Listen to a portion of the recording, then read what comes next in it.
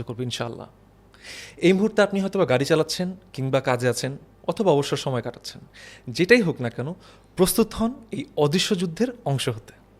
إن الحمد لله نحمده ونستعينه ونستغفره ونعوذ بالله من شرور أنفسنا ومن سيئات أعمالنا من يهده الله فلا مضل له ومن يضلله فلا هادي له وأشهد أن لا إله إلا الله وحده لا شريك له وأشهد أن محمدا عبده ورسوله أما بعد السلام عليكم ورحمة الله وبركاته।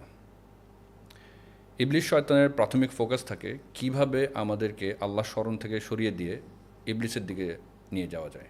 মুসা আলাইহিস সালাম একবার অসুস্থ হয়ে পড়লেন এবং আল্লাহ সুবহানাহু ওয়া তাআলাকে বললেন, ইয়া রব, আমি অসুস্থ, আমাকে শিফা দান করুন।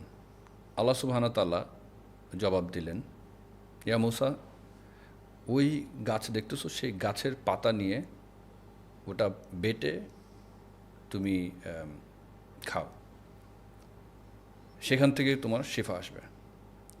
মুসা আলাইহিস সালাম আল্লাহর কথা মতো সে কাজ করলেন এবং তিনি সুস্থতা লাভ করলেন। কিছুদিন পর মুসা আলাইহিস সালাম আবার অসুস্থ হয়ে পড়লেন। যেহেতু প্রথমবার আল্লাহ সুবহানাহু ওয়া তাআলা ওনাকে জানিয়ে দিয়েছিল যে এই গাছের পাতাটা খেলে উনি সুস্থতা অর্জন করবেন, তো উনি অসুস্থ হওয়ার পরে সেই গাছের পাতাটা বেটে আবার খেলো। দ্বিতীয়বার অসুস্থ হওয়ার পরে মুসা আলাইহিস সালাম যখন সেই একই চিকিৎসা নিজের উপর প্রয়োগ করলেন, উনি সুস্থতা পেলেন না এবং আল্লাহ সুবহানাহু ওয়া তাআলাকে উনি যখন বললেন, ইয়া রব, আমি এখনও অসুস্থ, আমি সুস্থতা লাভ করিনি, আল্লাহ সুবহানাহু ওয়া তাআলা বললেন যে তুমি আমার কাছে শিফা চাওনি। অসুস্থতা থেকে আমাদের শিফা দিতে পারে আল্লাহ সুবহানাহু ওয়া তাআলা। সেই গাছের পাতাটা ছিল আল্লাহর সুবহানাহু ওয়া তাআলার পক্ষ থেকে শিফা দানের একটা মাধ্যম। সেই গাছের পাতা আমাদেরকে সুস্থ করতে পারে না। সো এই গল্প থেকে আমরা শিখি যে যখনই আমরা কোনো একটা বিপদ অথবা যে ঝামেলায় পড়ব, বিভ্রান্তিতে পড়ব, আমাদের প্রাথমিকভাবে সর্বপ্রথম সাহায্য চাইতে হবে আল্লাহ সুবহানাহু ওয়া তাআলার কাছে।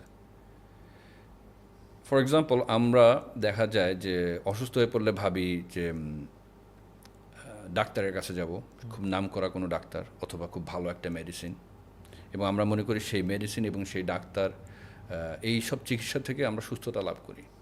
কিন্তু এমনও দেখা যায় যে আপনি নিয়ম মতো সব কিছু পালন করার পরও আপনি শিফা পাননি, আপনি আরোগ্য আসেনি, আপনি সুস্থ হননি। ইটস বিকজ এখানের মধ্যে আল্লাহর একটা হিকমা থাকে যে আমরা কি আসলেই যখন বিপদে পড়ি, যখন অসুস্থ হই, যে কোনো মুসিবতে আমরা কি প্রাথমিকভাবে আল্লাহ সুবহানাহু ওয়া তাআলার কাছে যাই নাকি? আল্লাহকে স্মরণ করা সব থেকে ইজি। আমরা এখানে বাংলাদেশে বিপদে পড়লে ইমার্জেন্সি নাম্বার 999 কল দেওয়ার